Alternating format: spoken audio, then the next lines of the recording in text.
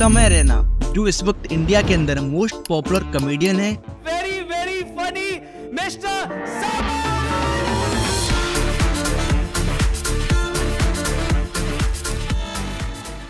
और इसके पीछे वन ऑफ द रीजन है समय का dark humour. MC stand big boss जीता था दोस्तों, कृष्णा कभी बिग बॉस नहीं जीत सकता है, क्योंकि कश्मीरियों को घर से निकालना बहुत आसान होता है। या फिर बोलूं उनकी डार्क कॉमेडी, क्योंकि लाइव स्ट्रीम से लेकर स्टैंड अप्स तक समय ने कई ऐसे जोक्स क्रिएट किए जो वाकई में काफी डार्क थे, और इसीलिए आज के टाइम में समय को सोशल मीडिया प्लेटफॉर्म्स पर काफी पसंद किया जा रहा है। लेकिन इसके पीछे का रीजन सिर्फ डार्क जोक्स नहीं है, क्योंकि समय ने ऐसी कई चीजें की हैं जिसकी वजह से वो ऑडियंस की नजर में परफेक्ट कॉमेडियन बन चुके हैं, और इसीलिए उन्हें बाकी स्टैंड अप्स कॉमेडियन से अलग देखा जा रहा है। तो क्या है वो सब चीजें, या फिर उन्होंने ऐसा क्या किया जिससे ऑडियंस समय रैना से बहुत ही कम टाइम में ज्यादा कनेक्ट हो चुकी है। अब आज की इस वीडियो में हम इसी के बारे में बात करेंगे, इसलिए समय ना वेस्ट करते हुए शुरू करते हैं वीडियो समय पर। तो समय रैना की कॉमेडियन बनने की शुरुआत उनकी बचपन से ही शुरू हो गई थी, क्योंकि वो बचपन से ही एक ऐसे स्टूडेंट थे जो अपने दोस्तों के साथ काफी हंसी मजाक किया करते थे। अब आफ्टर स्कूलिंग समय ने पुणे के PVG कोएट कॉलेज से प्रिंटिंग इंजीनियरिंग की। देखो मैं 24 साल का हूँ, जिसमें से 4 साल मैंने बर्बाद कर दी, क्योंकि मैंने करी है प्रिंटिंग इंजीनियरिंग।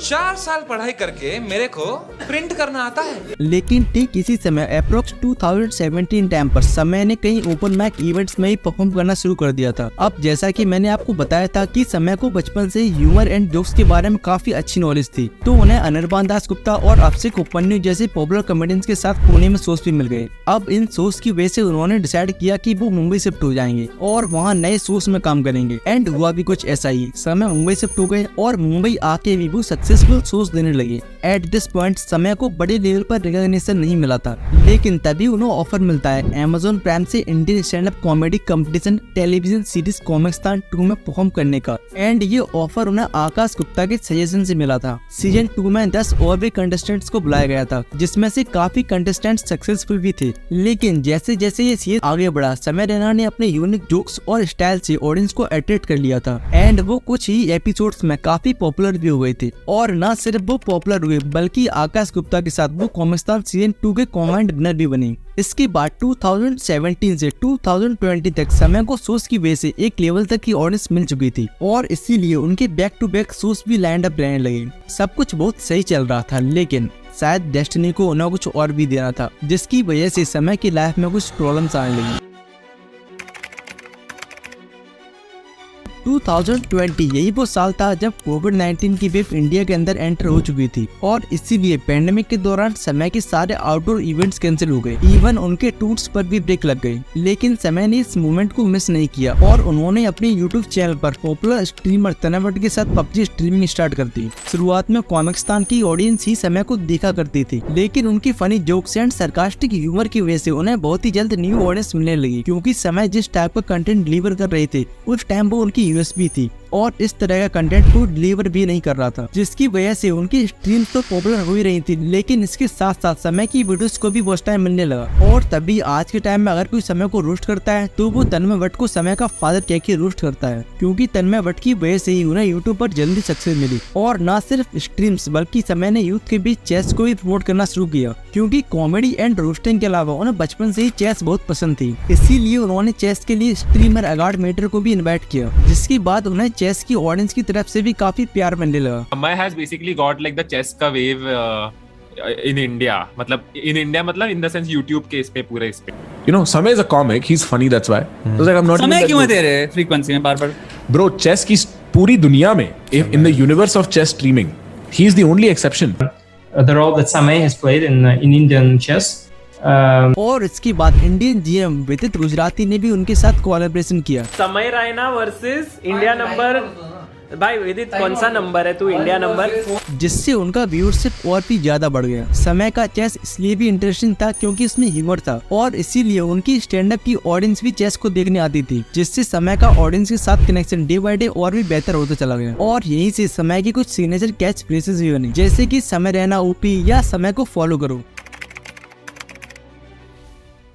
अब आते हैं प्रेजेंट में। तो प्रेजेंट में अगर आप देखोगे तो समय ने एक शो रिलीज किया है, इंडियाज गॉट लेटेंट, जिस शो में डिफरेंट जजेस आते हैं और वो जजेस कंटेस्टेंट्स को उनके टैलेंट के बेस पर मार्क्स देते हैं।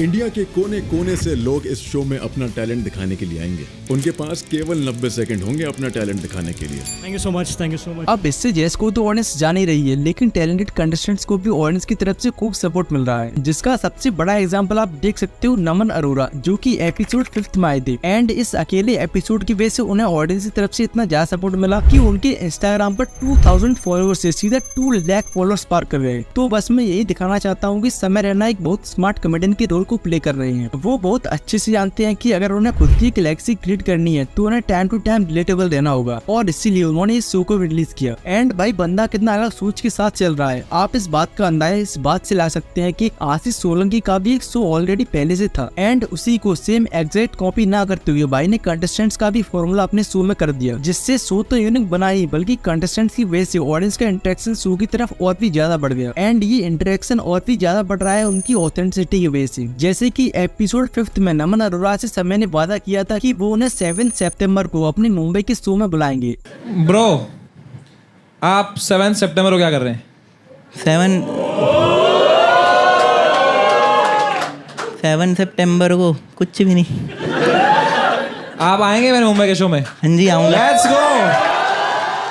एंड इसकी बात से ही समय ने अपनी स्टोरीज के थ्रू ये दिखा भी दिया कि उन्होंने जो बात कही थी वो समय करने वाली, जिससे ऑडियंस को ये बात तो बिल्कुल साफ हो गई कि ये शो स्क्रिप्टेड तो बिल्कुल नहीं है, क्योंकि अगर स्क्रिप्टेड होता तो आफ्टर रिलीजिंग दिस शो नमन अरोड़ा कुछ टाइम बाद ही गायब हो जाते, लेकिन ऐसा नहीं हुआ, जिससे समय की ऑडियंस को उन पर ट्रस्ट बना रहा। एंड अगर वो फ्यूचर में ऐसे ही रियल रहेंगे तो उनकी ऑडियंस और भी ज्यादा उनसे कनेक्टेड फील करेगी एंड और भी ज्यादा उनको सपोर्ट करेगी।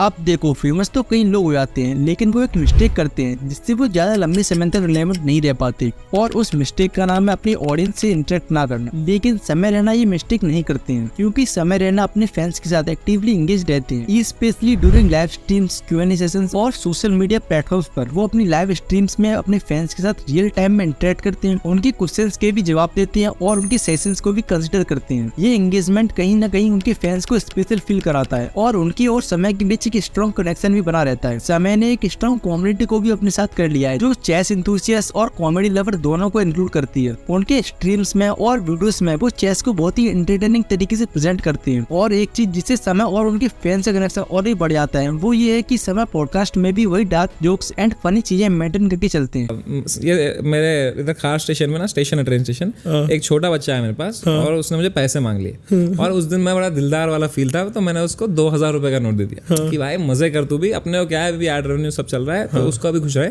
तो जैसे मैंने उसको पैसे दिए ना, उसके 5-6 दोस्त बच्चों ने देख लिया, तो वो लोग भी आ गए, उससे लड़ाई करने लगे वो पैसों के लिए। वहाँ मेरे सामने लड़ाई हो गई प्लेटफॉर्म पे, और ऐसी लड़ाई हो गई, एक बच्चा नीचे गिर गया भाई प्लेटफॉर्म पे, और एक ट्रेन उस पर कुचल के चली गई।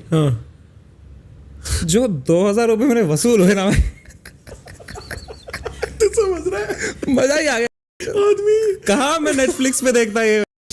इससे कहीं ना कहीं ये पता लग जाता है कि समय अपनी ऑडियंस के बारे में बहुत हद तक जानते हैं। उन्हें पता है कि उन्हें ऑडियंस क्यों देखने आती है और उन्हें वो क्या ऐसी चीजें डिलीवर करनी है जिससे ऑडियंस इंप्रेस रहे, और इन्हीं सब रीजंस की वजह से समय रैना को ऑडियंस इतना प्यार करती है। बाकी अब आप मुझे कमेंट्स में बताओ कि आपको समय रैना क्यों पसंद है, और साथ में ये भी कि ये वीडियो कैसी लगी। एंड अगर इस चैनल पर फर्स्ट टाइम विजिट कर रहे हो तो फिर शर्माना कैसा, सब्सक्राइब बटन को अभी प्रेस कर दो।